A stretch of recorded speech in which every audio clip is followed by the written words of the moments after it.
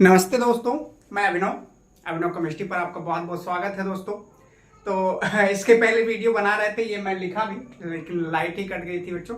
तो चलिए शुरुआत करते हैं। देखिए मैंने लिखा विलोपन अपक्रिया क्या है। तो विलोपन अपक्रिया में पढ़ना है जो बच्चा बहुत बहुत ही आसान है, कुछ करना ही नहीं है आपको, है बहुत आसानी से कैसे हम लोग धीरे धीरे इसको सीख लेंगे और पता भी नहीं चलेगा।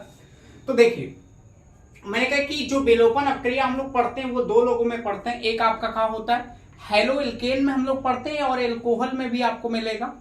तो हेलो एल्केन में जो एल्किल हैलाइड लिया गया, देखिए अभी मैं E1 E2 क्या है उसके बारे में नहीं जिक्र कर रहा हूं, अभी शुरुआत कर रहा हूं। तो शुरुआत में और कैसे क्या होना है उन सब के बारे में धीरे धीरे आपको बताते हुए आगे लेके चलूंगा। तो ये एल्किल हैलाइड है, क्यों? क्योंकि यहाँ X लगा हुआ है कार्बन से, तो एल्किल हैलाइड है। और ये मैंने एक स्ट्रॉन्ग बेस ले लिया, मान लीजिए ये प्रबल क्षार है। और जब भी कभी आप विलोपन अपक्रिया पढ़ते हैं तो यहाँ टेम्परेचर जो होना चाहिए वो ज्यादा होना चाहिए। ये लगभग 50 से 60 डिग्री सेल्सियस के आसपास टेम्परेचर हो, मतलब इससे ज्यादा ही होना चाहिए, कम ना। 10-20 डिग्री सेल्सियस पे अगर टेम्परेचर आ जाएगा तो यही अपक्रिया चली जाएगी किसमें, नाभिक स्नेही में। तो टेम्परेचर, क्योंकि यहाँ पे यही तो दिक्कत है, टेम्परेचर बेस रिएक्शन है एक तरीके से कह लीजिए, क्योंकि यहाँ टेम्परेचर के घटने बढ़ने से प्रोडक्ट में भी परिवर्तन होगा बच्चों, वो मैं आगे धीरे धीरे आपको समझा रहा हूं। तो ये देखिए, तो हमने कहा कि अगर हम रिएक्शन कराएंगे तो सबसे पहले आप क्या करेंगे कि जिस कार्बन से X जुड़ा होता है उसको आप विलोपन कहना बच्चों, और उसके बाद वाला कार्बन जो होता है वो जिसपे H होते हैं ना, इसको हम लोग बीटा कहते हैं बच्चों। तो जब यहां स्ट्रॉन्ग बेस लेते हैं, प्रबल क्षार लेते हैं, तो प्रबल क्षार के अंदर ये क्षमता होती है कि वो यहां से X के निकलने का इंतजार नहीं करता। ये नहीं कह रहे कि X पहले तुम निकलो उसके बाद हम आएंगे आराम से जुड़ेंगे, ऐसा नहीं कहता। ये कहता है तुम निकलो चाहे ना निकलो, हम अपना काम तो करेंगे। तो इनमें अल्फा और बीटा दोनों का विलोपन एक साथ होगा। तो इसके नीचे मैं लिख भी दे रहा हूं, देखिए यहाँ पे अल्फा बीटा विलोपन।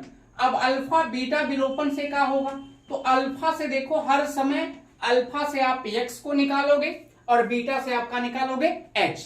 तो यहां से अगर मान लीजिए ये मैं H यहां कर देता हूं, देखिए H यहां करके और X नीचे कर देता हूं, तो यहां से ये बॉन्ड टूटेगा और यहां से ये दो सिग्मा टूट रहे हैं।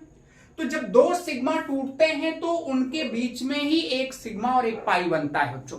तो यहां से जब दो सिग्मा टूटेंगे तो यहां से ये दोनों HX बन जाएंगे और फिर यही HX इससे रिएक्ट कर जाएगा, क्योंकि ये क्या है एसिड है और ये क्या है बेस है। तो एसिड और बेस रिएक्ट करने के बाद कंपाउंड में आपको सॉल्ट और क्या बनाते हैं, वाटर बना देते हैं। यहां भी वैसा कुछ बनेगा, लेकिन जब आपने यहां तोड़ा तो ये अल्फा और बीटा के बीच में एक बॉन्ड बढ़ेगा और बढ़ने के बाद प्रोडक्ट के रूप में आप देखें तो CH और यहां आपको डबल बॉन्ड यहां का हो जाएगा CH2+। यहां मैंने कहा कि यहां से एक छोटा सा ये देखो HX छोटका बेचारा निकल रहा है, वही छोटका परमाणु है वो चाहिए या समूह मान लीजिए। तो ये छोटका परमाणु या समूह जाके इससे क्या हो जाएगा, भिड़ जाएगा। तो जब इससे भिड़ेगा तो भिड़ने के बाद यहां देखो K चला जाएगा X के साथ, H चला जाएगा OH के साथ और ये बन जाएगा आपका देखिए KX और यहां हो जाएगा H2O। और इसी को हम लोग विलोपन अपक्रिया बच्चों पढ़ते हैं। लेकिन ये विलोपन अपक्रिया ज्यादातर E2 में आपको देखने के लिए मिलेगा, क्योंकि यहाँ जो बेस लिया गया, जो क्षार लिया गया वो प्रबल क्षार है। तो प्रबल क्षार हमको मिलता किसमें है, प्रबल क्षार बच्चों हमको मिलता है किसमें, E2 अपक्रिया में। लेकिन वो आगे की बात है, अभी आपको कुछ देर में बताएंगे। तो ये देखिए जो रिएक्शन आपको लिखी गई है इसको हम लोग विलोपन अपक्रिया कहते हैं। और विलोपन अपक्रिया से यानी एल्किल हैलाइडों के विलोपन से जो उत्पाद बनता है ये आपका एल्किल हैलाइड है। लिखेंगे अगर देखिए तो ये मैंने लिखा बच्चों एल्किल हैलाइड, ये हो गया एल्किल हैलाइड हो गया। अब इस एल्किल हैलाइड का विलोपन किया गया तो एल्किल हैलाइडों के विलोपन से हमें प्रोडक्ट के रूप में एल्कीन मिला। क्या मिल गया, एल्कीन मिला। घबराने की कोई बात नहीं, एल्कीन ये आपका प्रोडक्ट हो गया। अब इनमें आपको हम कंडीशन बताएंगे बच्चों कि अब कैसे कैसे आपको क्या करना है, इसकी क्या कंडीशन है। तो पहली बात यहां हमें जो समझ में आ रही, देखो अपने कोई आपको खुद जो नियम कानून रूल रेगुलेशन पता है उसी के आधार पे चलना है। यहाँ ऐसा नहीं कि हम कोई चीज अलग पढ़ा देंगे, किताबें अलग होंगी या कोई टीचर और अलग पढ़ा, सब सेम होती हैं।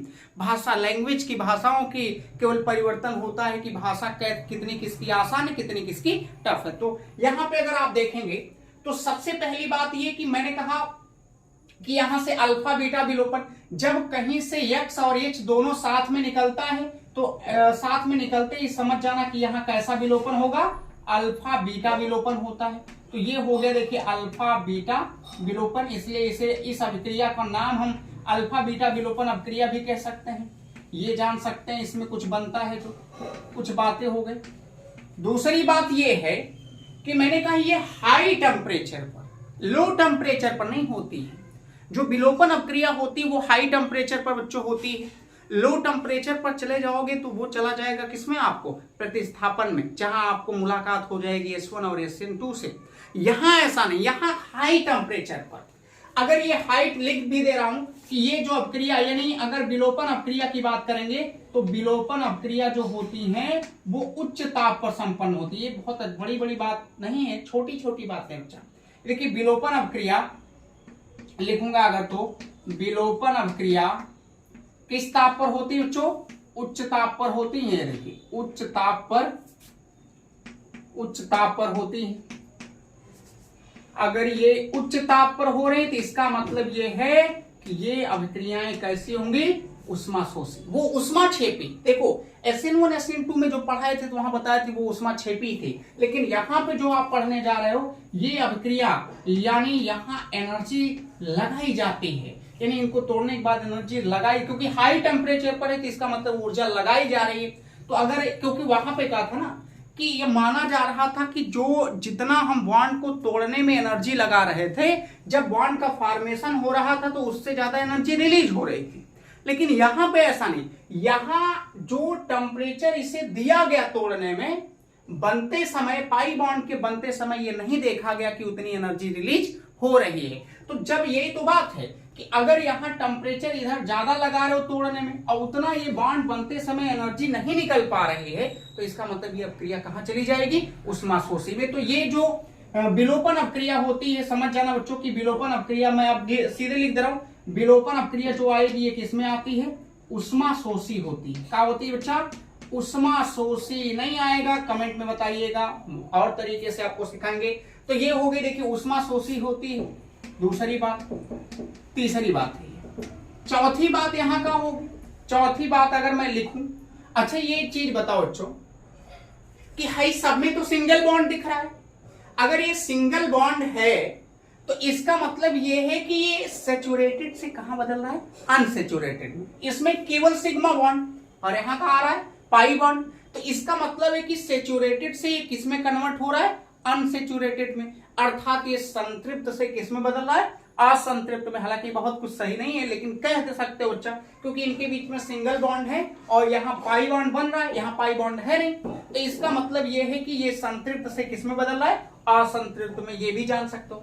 दूसरी बात यहाँ की, अगर हम यहाँ पे बच्चा 2 सिग्मा तोड़ते हैं, यानी एल्किल हैलाइड में 2 सिग्मा, क्योंकि ये भी सिंगल है ये भी सिंगल है, तो अगर ये सिंगल है तो ये भी सिग्मा ये भी सिग्मा, तो हम जब 2 सिग्मा बंद तोड़ते हैं, 2 सिग्मा बंद टूटने पर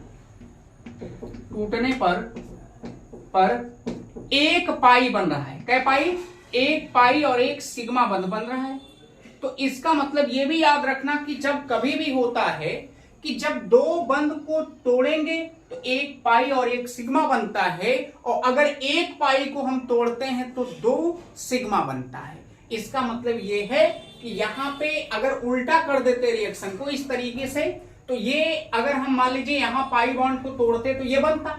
इसका मतलब अगर इसी रिएक्शन को उल्टा कर देते ये योगात्मक की तरह हो जाएगी। ये देखो यहां से विलुप्त हो रहा है, लेकिन अगर हम यही में इसको मान लीजिए, कहने का मतलब पाई बॉन्ड को जोड़ के, यानी पाई बॉन्ड को तोड़कर कोई चीज जोड़ते हैं तो ये कैसी अभिक्रिया हो जाती है, योगात्मक।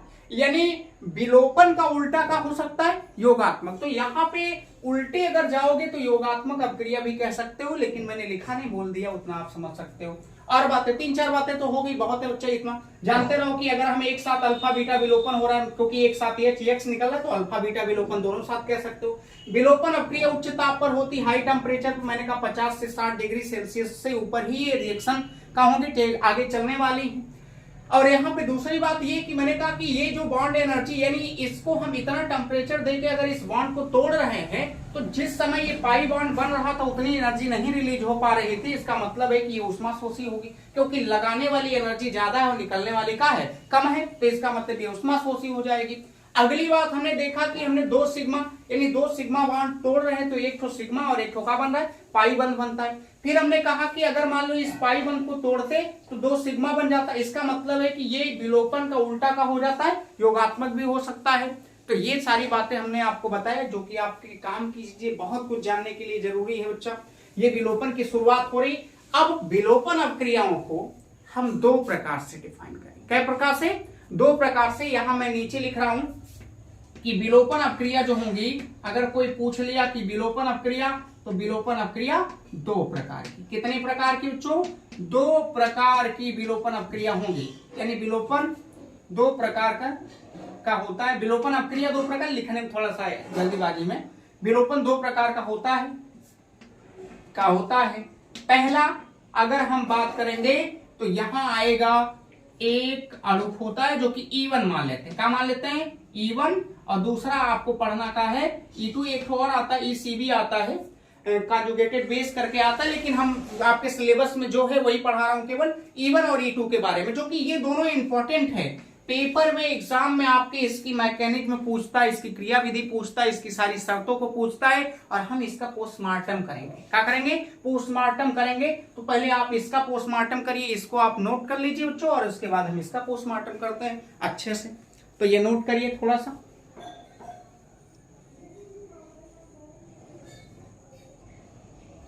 तो अब E1 अवक्रिया की शुरुआत बच्चों हम लोग करते हैं, बहुत मजेदार से पढ़ेंगे। देखिए, तो E1 अवक्रियाओं में पहली बात तो ये समझना कि ये एल्किल हैलाइडों की अगर बात करें तो ये प्राथमिक एल्किल हैलाइड E1 अवक्रिया नहीं देती। यानी प्राथमिक एल्किल हैलाइड E1 अवक्रिया नहीं देती। हमें अगर E1 अवक्रिया को पाना है तो ये द्वितीयक एल्किल हैलाइड और तृतीयक एल्किल हैलाइड का प्रयोग करेंगे। और कुछ बातें मैं पहले ही बता देता हूं कि इसमें हमें E1 अवक्रिया में वीक बेस लेना पड़ेगा, दुर्बल क्षार लेके रिएक्शन करवाएंगे। जब वीक बेस होता है, दुर्बल क्षार होता है, तो जो X होता है उसको निकलने का मौका मिलता है कि X, क्योंकि वीक बेस जो होता है वो डायरेक्ट अटैक नहीं करता है। अब कहने का मतलब ये है कि अगर आप बहुत जबर रहेंगे तो सीधे आक्रमण कर देते हैं, कमजोर रहेंगे तो सोर्स लगाएंगे इधर से उधर से, वही अतन की साथ दे दिया, उधर ही देखा, मैं देखा तो हमारे वाला हूं, तो इधर उधर से अपना सोर्स पानी लगाते हो। लेकिन अगर तुम खुदे प्रबल हो, तुम उससे जबर हो, तो तुम इंतजार करोगे कि वो खड़े तो अपना चालू हो जाओगे। तो ऐसा नहीं होना चाहिए। तो ये यहाँ पे हम स्ट्रॉन्ग बेस नहीं लेते। E1 अवक्रिया यानी कि एक अणु में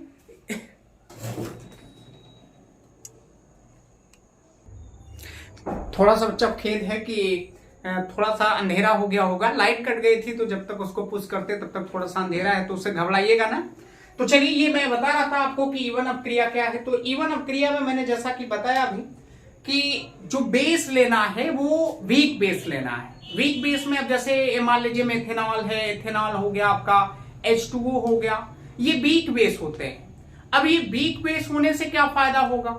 क्योंकि वीक बेस से फायदा ये होगा कि हैलोजन जो होगा, हैलोजन के निकलने का इंतजार करते हैं। पहले यहां का होगा ना कि अल्फा का विलोपन होगा, तो अल्फा से निकलेगा का, अल्फा से निकलता है चाहिए। अब जैसे यहां देखिए, मैं लिख के बता रहा हूं, ज्यादा टाइम बोलने से अच्छा है कि लिखते हैं।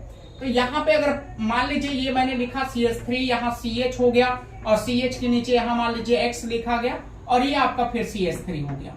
तो यहां पे अगर हमें देखना होगा तो ये 2 डिग्री एल्किल हैलाइड है। क्या डिग्री एल्किल हैलाइड है? 2 डिग्री एल्किल हैलाइड है। अब इस 2 डिग्री एल्किल हैलाइड, क्योंकि मैकेनिज्म के साथ पहले इसके तो मैं बता दे रहा हूं रिएक्शन करवा के, कि अगर मान लीजिए सीधे सीधे हम रिएक्शन करवाते हैं तो पहले स्टेप में क्या होता है कि ये माना जाता है अल्फा। अब अगर ये अल्फा है तो यहां से पहले इसको ये निकलेगा, अल्फा का विलोपन होता है। मैं लिख दे रहा हूं यहां नीचे, किसका विलोपन होगा? अल्फा विलोपन होगा। तो अल्फा विलोपन से क्या मिलता है बच्चों? अल्फा विलोपन से आपको यहां से जब X निकल जाएगा तो निकलने के बाद ये दे जाएगा CH3 आ जाएगा, और CH के ऊपर यहां पॉजिटिव चार्ज हो जाएगा, और यहां फिर क्या आ जाएगा? CH3। हालांकि इसमें जो लेने हैं, मैंने कहा कि जो आप बेस लेना है, जैसे अब यहाँ पे जो क्षार लेने हैं, ये दुर्बल क्षार लेने हैं। रिएजेंट के रूप में अगर हम देखेंगे तो दुर्बल क्षार का इसमें यूज करते हैं। जैसे यहाँ पे मान लीजिए मेथेनॉल हो गया, यहीं पे आप मान लीजिए C2H5 एथेनॉल हो गया आपका, ये देखिए ओ एथेनॉल हो गया, और उसके बाद यहाँ H2O आप लिख सकते हो। तो ये सब जो लिखे गए ये क्या है, वीक बेस है। अब वीक बेस अगर आप यहाँ पे लेते हैं तो वीक बेस क्या करता है कि वो इंतजार करेगा कि पहले यहां से X का हो बाहर निकले। अब जैसे ही X निकल गया ये कार्बोधनाइन बन गया। देखिए इसमें यह भी देखना है कि मैंने कहा था कि पहले इसके पहले जो पढ़ा है कार्बोधनाइन में बच्चा पुनर्विन्यास होता है, लेकिन ये ऑलरेडी 2 डिग्री है तो मोर स्टेबल है, क्योंकि ये 1 डिग्री और यहाँ प्लस है तो इसका मतलब ये 2 डिग्री कार्बोधनाइन है। तो अगर ये 2 डिग्री कार्बोधनाइन है तो ऑलरेडी ये पहले से स्टेबल है।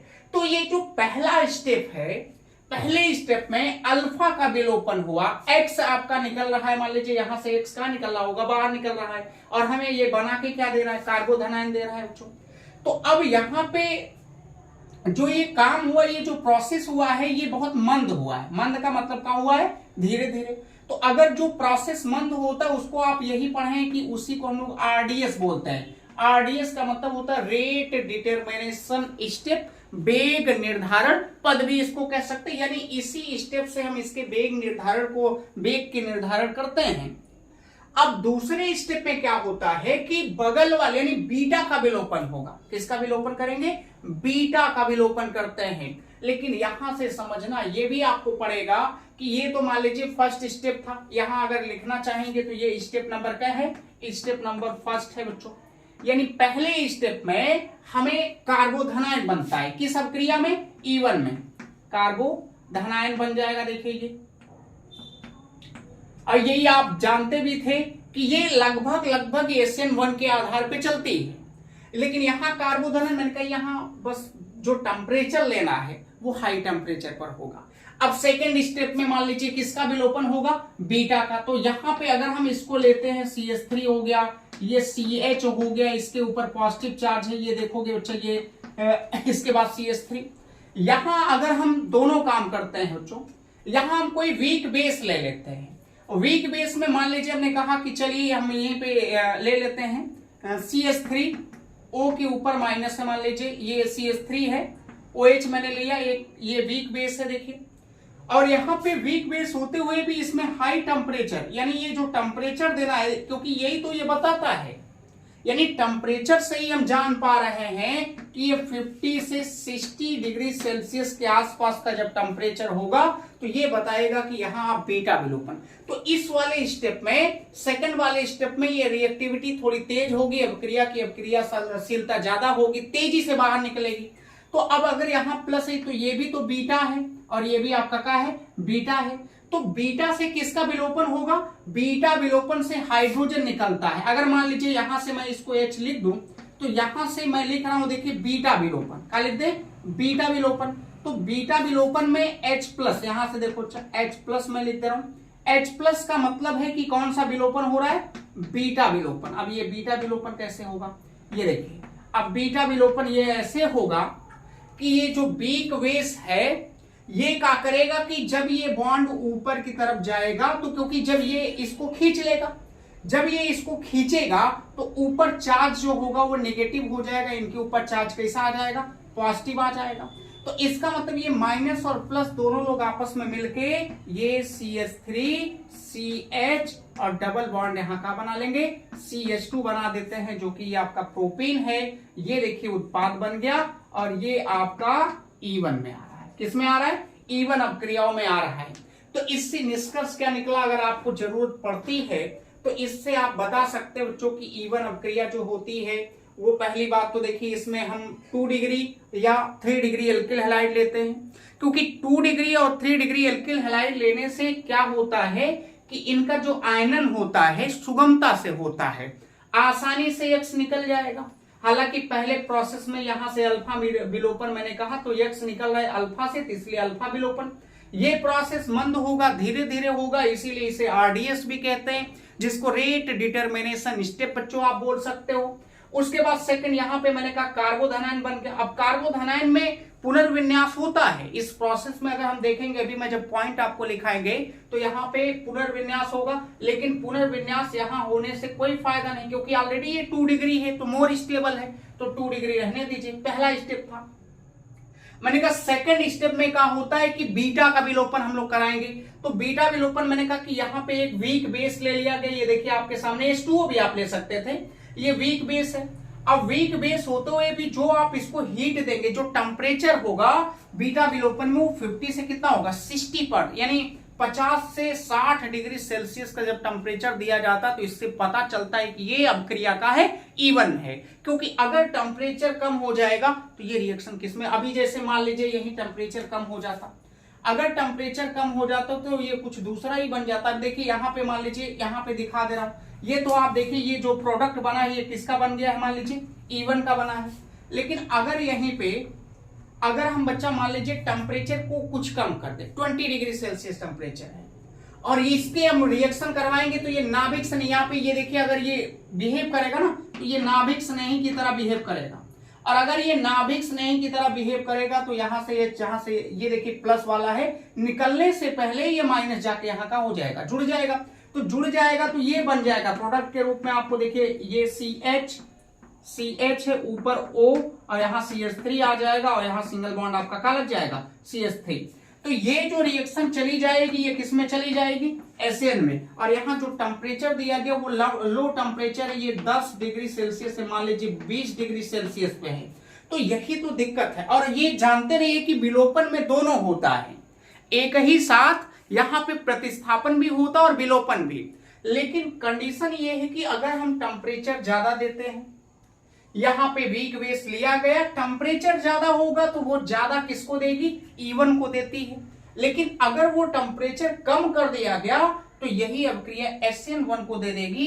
तो फिलहाल इसमें तो SN1 कम होगा और इवन का होगी, ज्यादा होगी। ये मैंने आपको समझाया, और ये आपको इवन अभिक्रिया की मैकेनिज्म है, क्रियाविधि है कि आप ऐसे ही बच्चों करोगे। अभी मैं आपको 3 डिग्री लेके भी बहुत एग्जाम, इसकी मैकेनिज्म आपको हम 3 डिग्री लेके भी आपको समझा रहे हैं, ये तब तक आप नोट करिए। मैं इसको थोड़ा देर के लिए पुश करता हूं बच्चों। एक और एग्जाम्पल बच्चों हम लोग लेते हैं इसमें, देखिए तो ये इसका दूसरा एग्जाम्पल मैं आपको लेके बता रहा हूं। तो इसमें अगर मान लीजिए हम नियोपेंटिल ब्रोमाइड ले लेते हैं, तो नियोपेंटिल ब्रोमाइड में अगर लेके करेंगे, ये भी हालांकि इवन अपक्रिया, देखिए जितना बेहतर ये भी आपको बहुत अच्छा इवन अपक्रिया देती है। ये हो गया CH3 और यहां मान लीजिए CH2 है और सिंगल बॉन्ड Br है। तो ये अगर इसको लेके हम इवन अपक्रिया को देखेंगे तो मान लीजिए मैंने कहा सबसे पहले अगर हम बात करेंगे यहाँ पे, तो ये इवन अपक्रिया के अंतर्गत चलना है। इवन अपक्रिया मैंने कहा, इवन अपक्रिया जो होगी यहाँ पे वीक बेस लेते हैं। वीक बेस क्यों लेते हैं, क्योंकि यहाँ एक Br के निकलने का इंतजार होगा, बहुत मैकेनिज्म बनता है ये, मतलब एक तरफ से अभी हम आपको बता रहे, केवल आप देखिए। यहाँ मान लीजिए मैं एथेनॉल ले लेता हूं, ETO माइनस मान लीजिए एथेनॉल था ये। तो अगर हम ये बेस लेते हैं, अब ये अगर आप देखेंगे इसका मान लीजिए तो ये अल्फा होगा, क्या हो जाएगा, अल्फा हो जाएगा। अब ये आपका अल्फा है, अभी अल्फा का ही विलोपन कराइए। अगर ये देखिए क्योंकि सोच समझ के काम करना, अभी बीटा आप कहां लिखेंगे, बीटा से हाइड्रोजन तो आप पाएंगे नहीं, CH3 ग्रुप आ रहा है। तो इसका मतलब है कि पहली बार में अगर हम अल्फा विलोपन करवाते हैं तो ये प्रोसेस जो होगा वो मंद होगा, मंद प्रोसेस होगा। मैंने कहा मंद प्रोसेस ही तो आप जानते हो ये किसको बताता है, RDS को बताता है, रेट डिटर्मिनेशन स्टेप होता है। तो अल्फा विलोपन होगा यहाँ पहले बार में। मैंने कहा कौन सा विलोपन होगा, अल्फा विलोपन करवाना बच्चा। अब मैं ये क्यों एग्जांपल लिया ना, उसको मैं आपको दिखाना चाहता हूं।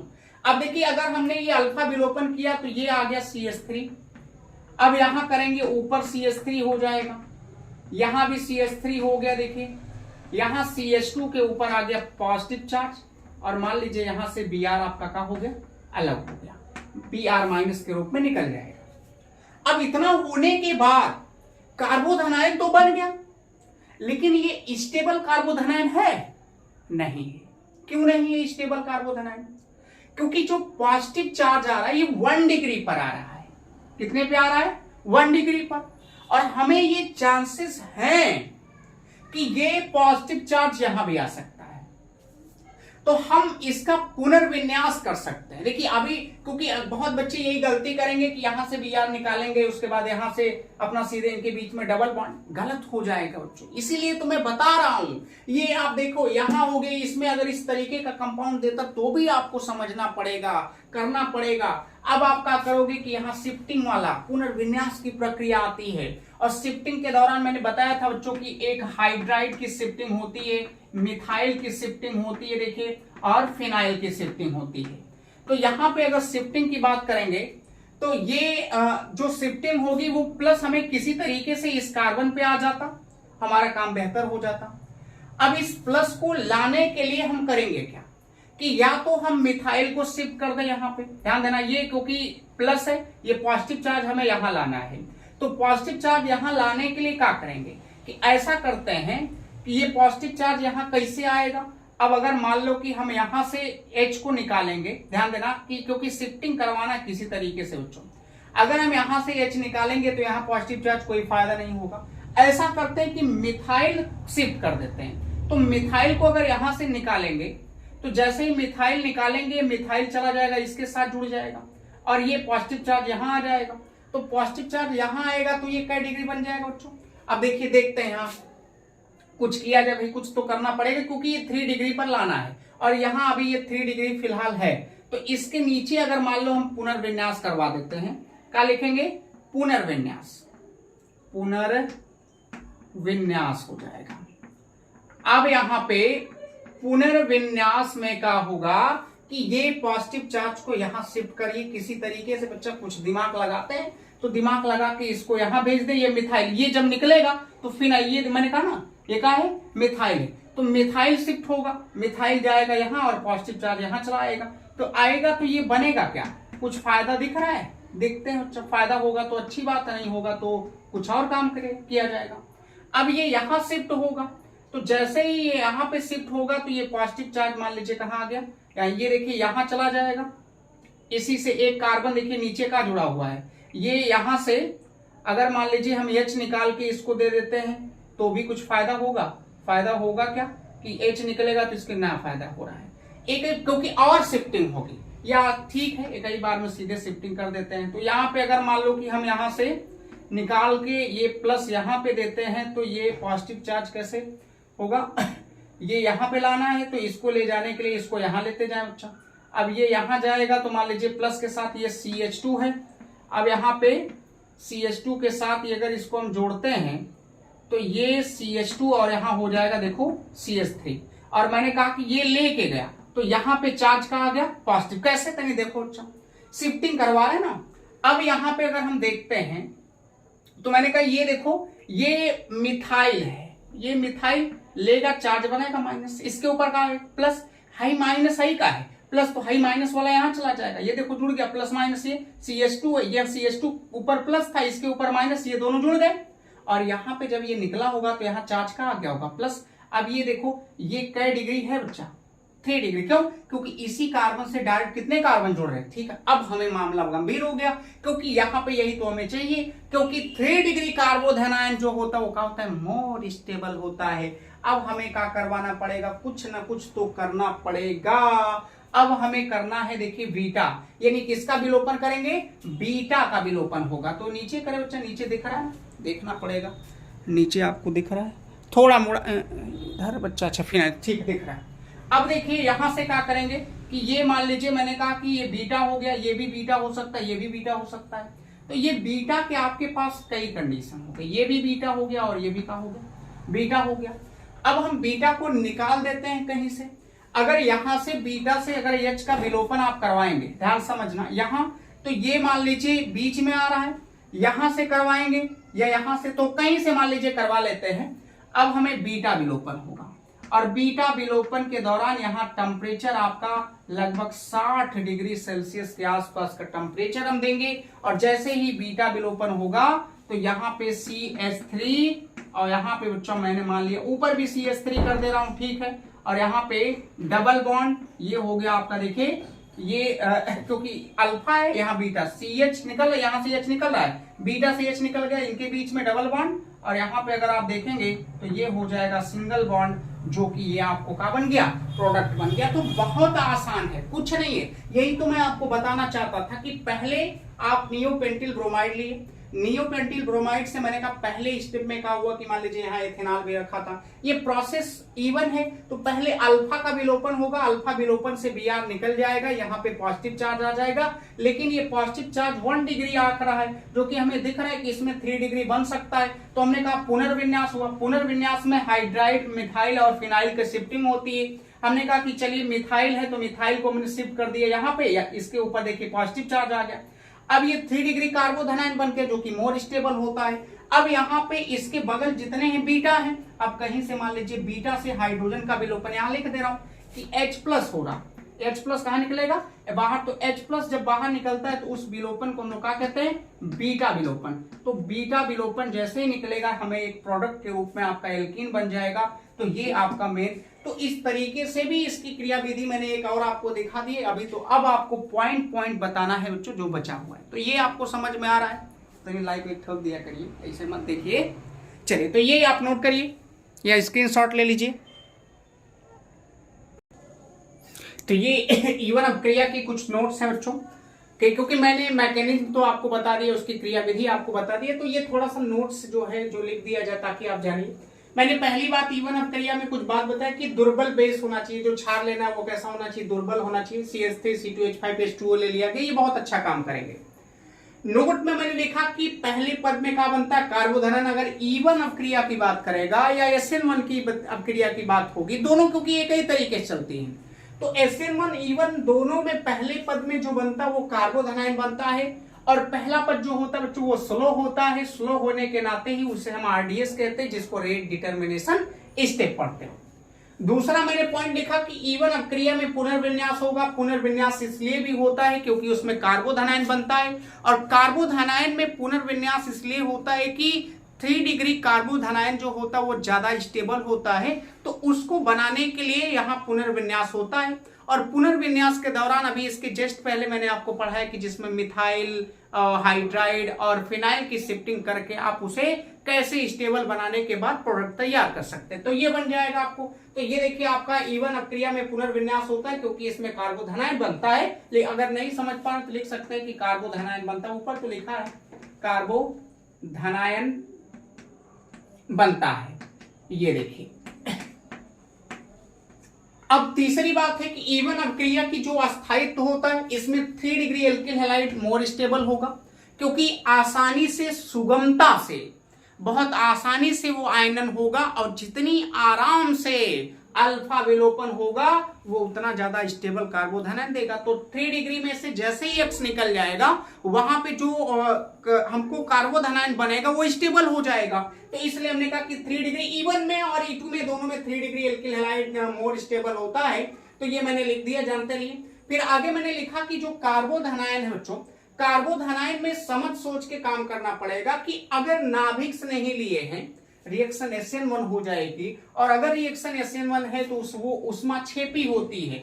उष्माक्षेपी है इसका मतलब वो निम्न ताप पर होगी। टेम्परेचर भी मैंने लिख दिया कि 20 डिग्री सेल्सियस पे, यानी नाभिक स्नेही की तरह बिहेव करेगा तो SN1 होगा। SN1 अपक्रिया उष्माक्षेपी होती है बच्चों, जो कि निम्न ताप पर होती है, लगभग हमने 10 से 20 डिग्री सेल्सियस मान सकते हैं। लेकिन अगर हम बेस लिए हैं, मतलब क्षार लिए हैं, तो क्षार में इवन अपक्रिया होगी जिसमें उष्मा शोषी होगा, और उष्मा शोषी है तो ये किस पर कंप्लीट होगी, उच्च ताप पर, यानी 50 से 60 डिग्री सेल्सियस पे होगी। और यहाँ अल्फा का विलोपन, किसका, अल्फा का, ये बीटा विलोपन, सॉरी बच्चों, बीटा विलोपन होता है जिसमें H+ निकलता है। और अगला पॉइंट है पांचवा है आपका इवन एक अणुक होता है बच्चा। इसमें केवल ये एक ही लोगों पर ही निर्भर करती है, ये बेस पर नहीं करती है। अगर हम SN1 में पढ़ते थे तो क्रियाधार अभिकारक पर तो डिपेंड करती थी, मगर नाभिक स्नेही पर नहीं डिपेंड करता है SN1। सेम वैसे ही ये अभिकारक पर अर्थात क्रियाधार पर तो निर्भर करेगा, सब्सट्रेट पे तो निर्भर करेगा,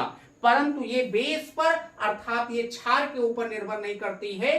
इसलिए हम कह सकते हैं कि ये एक अणुक होती है, अर्थात इसमें एक लोग भाग लेते हैं। इवन अवक्रिया में केवल क्रियाधार पर निर्भर करती है, जो कि मैंने आपको रेट दिखा दिया यहाँ पे। ये जो होता है, अगर हम यहाँ बेस लिखे क्षार, तो हम मानते हैं कि ये क्षार के ऊपर निर्भर नहीं करती है। तो जब क्षार के ऊपर नहीं निर्भर करेगी तो सारी की सारी निर्भरता यही होगी। कभी कभी ऐसा भी होता है कि पूछ लेता है कि अगर हम मान लो कि जो बेस है, अगर क्षार को हम दोगुना कर देते हैं तो रेट पर क्या असर पड़ेगा बच्चा? इवन अवक्रिया पर। समझना कि अगर ऐसे क्वेश्चन आएगा कि अगर हम क्षार को दोगुना कर देते हैं तो रेट पर क्या असर पड़ेगा, कुछ नहीं पड़ेगा, क्योंकि इवन अवक्रिया बेस पर निर्भर ही नहीं करती। तो वो चाहे 4 गुना हो, 100 गुना हो, 1000 गुना हो, उससे कोई मतलब नहीं। हाँ, अगर हम सब्सट्रेट को, क्रियाधार को, अगर इसको हम 2 गुना कर देते हैं तो रेट हो सकता हो कितना हो जाए, 2 गुना हो जाएगा। तो इस पर तो ये डिपेंड करेगा, मगर इस पर नहीं डिपेंड करती है, ये आप जानते रहिएगा बच्चों। उसके बाद अगली बात आ रही जो कि बहुत इंपॉर्टेंट, नीचे नहीं दिख रहा होगा तो मैं अभी वहां बना रहा हूं। विलायक पोलर प्रोटिक लेते हैं। अब विलायक पोलर प्रोटिक लेने से क्या फायदा होगा? मैंने कहा था एक बात इसके पहले जब SN1 में पढ़ा रहे थे कि वाटर का डाई इलेक्ट्रिक कांस्टेंट बहुत हाई होता है। ये किसी बॉन्ड को 80 गुना कमजोर कर सकता है, इतनी क्षमता रखता है वो। तो 80 गुना कमजोर करने के बाद अब देखिए जो H2O, ये जो यहां से पोलर प्रोटिक का यही मतलब है कि यहां से जो H+ निकलता है यानी X- निकलेगा। तो जो X- निकलेगा, क्योंकि अल्फा विलोपन से X- निकलता है, फिर कार्बोधनायन बनता है। अगर ये नहीं रोकता तो हो सकता हो कि वो पॉजिटिव चार्ज बगल में देख के फिर अट्रैक्ट हो जाएगा, फिर आपस में जुड़ जाएंगे, क्योंकि प्लस माइनस के बीच में मोर इलेक्ट्रोस्टैटिक फोर्स काम करता है, तो जुड़ने की संभावना होती है बहुत ज्यादा। तो ये क्या करता है कि पोलर प्रोटिक होने से यही फायदा होता है कि जो X- बच्चों निकलता है, अब तो दिख रहा है ना, देख ले, बनाते हैं तो दिखना चाहिए ना। हाँ ठीक है, जो X- निकल रहा है इसको क्या करता है कि H2O घेर लेता। देखो इस तरीके से यहाँ पे, यहाँ घेर लेगा। अब ये पॉजिटिव होगा और ये भी पॉजिटिव होगा। यहां से भी अगर हम बनाएंगे देखो तो ये भी क्या करता है कि हाइड्रोजन ये पॉजिटिव, यहां मान लीजिए ये पॉजिटिव, यहां भी एक H और मान लीजिए यहां ले लिए पॉजिटिव हो गया और यहां भी पॉजिटिव हो गया। तो ये क्या करता है कि प्रोटिक होने का तो यही फायदा है कि ये क्या करता है कि X- को घेरे रहता है, बाइंड कर लेता है, एकदम पैक कर देता है कि आपको जाने ही नहीं देंगे। अब जब ये नहीं जाने देता है तो वहां से जब तक ये रोका रहेगा और बाद में तब तक वो काम कर देता है और वहां से बीटा विलोपन हो जाता है, जिसके कारण उत्पाद का हो जाता है, बन जाता है।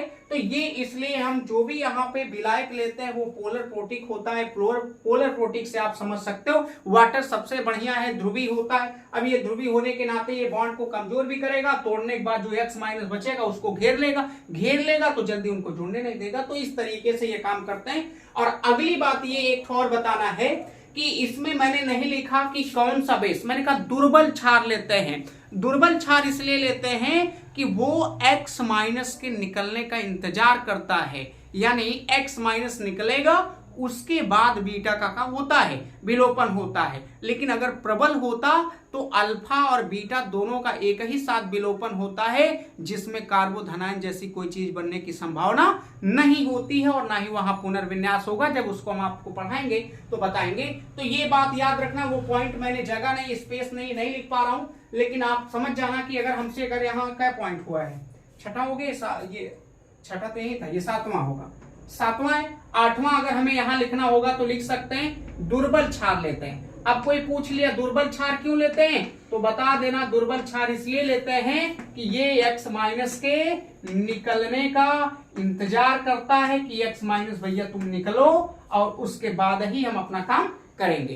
तो X- के निकलने का तो ये है। किसकी बारी थी बच्चा? ये E1 के बारे में मैंने आपको बताया विस्तार से। ये सब आपको लिखना पड़ेगा जब आएगा एग्जाम में। अब इस पे थोड़ा एक आध दो क्वेश्चन आपको करा देते हैं और उसके बाद हम क्या करेंगे, E1 की कहानी समाप्त होगी, E2 की शुरुआत होगी। वीडियो बहुत बड़ी हो जा रही है तो E2 को हम आपको दूसरे लेक्चर में पढ़ाएंगे। E1 के बारे में थोड़ा एक आध दो क्वेश्चन पहले हम लोग कर लेते हैं और उसके बाद आगे चलते हैं। ये भी आप स्क्रीनशॉट लीजिए, थोड़ा फोटो भी अच्छे आ रहा है ना, कमेंट किया करिए बच्चों, मेरा भी मनोबल बढ़े। देखिए स्क्रीनशॉट लीजिए बच्चों। तो अब बच्चों कुछ क्वेश्चन कर लिया जाए। तो पहला क्वेश्चन आपके सामने, देख के भी आप बता सकते हो। ये देखिए CH, ऊपर मान लीजिए मैंने लिखा क्या Br और यहाँ CH3। अब अगर हमें मान लीजिए इसका विलोपन करवाना है बच्चों, ये क्या डिग्री है, 2 डिग्री एल्किल हैलाइड है। और अगर हमें यहाँ विलोपन करवाना है तो पहली बार में यहाँ हम किसका विलोपन करवाएंगे, अल्फा विलोपन। अल्फा विलोपन होगा तो अल्फा यहाँ पे जो बेस लिया गया, मैंने कहा जो बेस हम लेंगे वो क्या होगा, वो बेस होगा OH।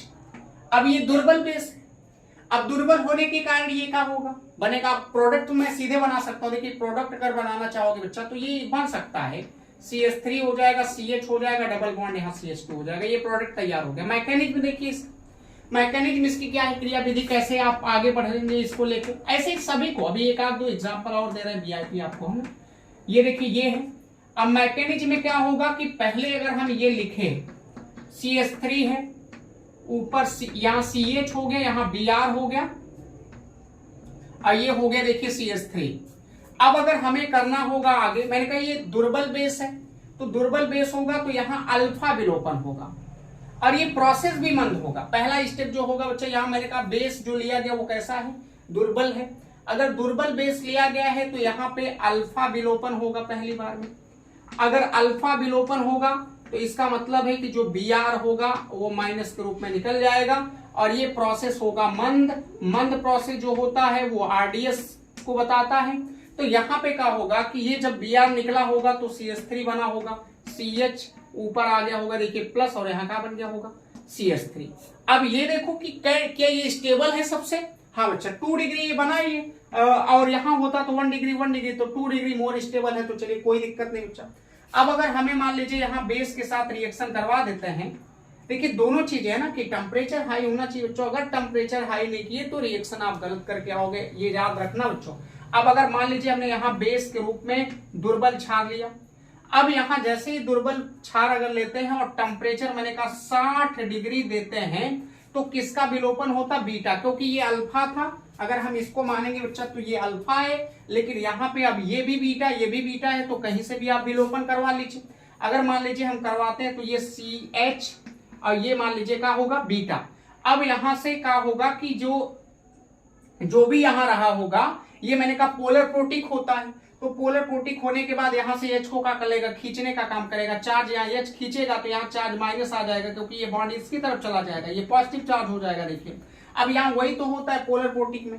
अब ये जैसे ही निकल जाएंगे यहाँ माइनस प्लस मिलकर ये देखिए बॉन्ड बन जाएगा, बॉन्ड बनेगा बच्चों तो ये CH3 CH और डबल बॉन्ड का हो जाएगा CH2। लेकिन सोचना समझना ये है कि अगर टेम्परेचर को कम कर देते, ये किसके अंतर्गत आप जा रहे हैं, लेकिन दिख तो नहीं रहा होगा बच्चों नीचे थोड़ा सा ठीक है दिख रहा है। अब ये देखिए आपको बन गया, लेकिन ये जो जा रहा है ये किस में जा रहा है बच्चा, E1 में जा रहा है। किस में जा रहा है, E1 में। लेकिन अगर यहीं से अगर आप देखिए बात बिगड़ भी सकती है ना। अभी आप मान लीजिए ये बेस लिए, अब अगर ये नाभिक स्नेही की तरह, भी तो ये मान लीजिए कि एक क्षार की तरह काम कर रहा है, लेकिन अगर ये नाभिक स्नेही की तरह यहाँ काम कर देगा, मान लीजिए CH3 लिया गया, OH है, टेम्परेचर मैंने कहा कम कर दीजिए, कितना टेम्परेचर कर दिया गया 10 डिग्री सेल्सियस। तो ये अभी जो E1 के तहत जा रहा था ये किसके अंतर्गत हो जाएगा, SN1 में, क्योंकि मैंने कहा जहां E1 है वहां SN भी होता है, ये सतर्कता बरतनी है। और यही SN हो जाता तो सीधे ये H निकल के जाके यहाँ पे O जुड़ जाएगा, क्या जुड़ जाएगा, O जुड़ जाएगा। और ये कंपाउंड में ये देखिए CH3, इसके ऊपर O CH3 आ जाता, H और सिंगल बॉन्ड यहाँ का हो जाता CH3। तो ये जो बना ये SN1 में चले जाओगे, और ऊपर जो बन रहा है ये एल्कीन जो बन रहा है ये किस में चले जाओगे, ये आपका बनेगा बच्चों याद रखना E1 में, और ये आपका किस में बनेगा SN1 में। तो ये एक एग्जाम्पल आपके सामने है। दूसरा अगर हम एग्जाम्पल लेते हैं, इसको हटा देते हैं बच्चा, दूसरा एग्जाम्पल लेते हैं। चलिए थोड़ा मिटाने में बड़ी दिक्कत महसूस होती है हम लोग को बच्चा इसको, क्योंकि टाइम बहुत ज्यादा और ये बोर्ड पे चाक से लिखने में दिक्कत होती है, लेकिन आप लोग नहीं समझेंगे ना, आप लोग इसीलिए कहते हैं ना कि एक बार फैला दो भाई, उन कमी वो बताओ सुधारा जाए, लेकिन फैलाओ एक बार। देखिए अब मान लीजिए कोई और ले लेते हैं, जैसे ये मान लीजिए लिया गया CH3 ले लिया गया, यहाँ CH, इसके ऊपर मान लीजिए यहाँ Br ले लिया गया, और फिर यहाँ CH2 ले लिया गया, और यहाँ पे CH ले लिया गया। या ठीक है इसे, या ऐसा करते हैं कि यहाँ पे CH2 लेके यहाँ पे Br ले लेते हैं, ये 1 डिग्री में चला जाएगा, ये भी दिक्कत है। तो ये मान लीजिए यहाँ पे CH करके ऊपर मैं CH3 ले लिया, ये। अब अगर आप देखेंगे यहाँ पे तो क्या होने वाला है, इसको कैसे आप करेंगे। मान लीजिए पहली बार में जाएगा, रिएक्शन कराएंगे, ये अल्फा है, और ये अल्फा विलोपन होगा, प्रोसेस मंद होगा बच्चों। Br कहाँ निकल जाएगा, बाहर। Br के बाहर निकलते ही अल्फा का विलोपन होगा। किसका विलोपन हुआ, अल्फा विलोपन हुआ। अब अल्फा विलोपन होने के बाद अब क्या होगा कि इसके ऊपर चार्ज, देखिए यहाँ पे ये जो मैं H2O रख दे रहा हूं, समझते रहना, ये भी रहेगा बच्चा, नहीं रहेगा तो इनको रोकेगा कौन, ये तो है, इनको घेर लेगा चारों तरफ से। अब ये बन जाएगा देखो CH3 और यहां बनेगा, ऊपर भी CH3 है, नीचे मान लीजिए H है, और यहाँ पे देखिए CH2 के ऊपर चार्ज कैसा आ गया, प्लस। क्या ये स्टेबल है, ये 1 डिग्री है।